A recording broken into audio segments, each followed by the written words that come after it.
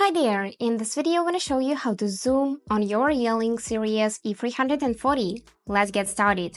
And for that we just need to open this Reolink application and make sure that your camera is connected to this tab.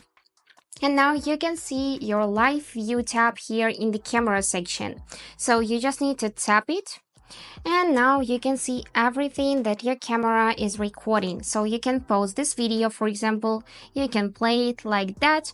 And to zoom it, you can just rotate your phone to make it in a landscape view and use your two fingers to zoom out or zoom in like that.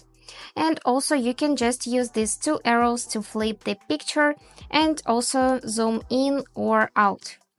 Here, if the quality is too low, you can just go in the section and change the quality. This clear one is for the super quality. And that's it how it works.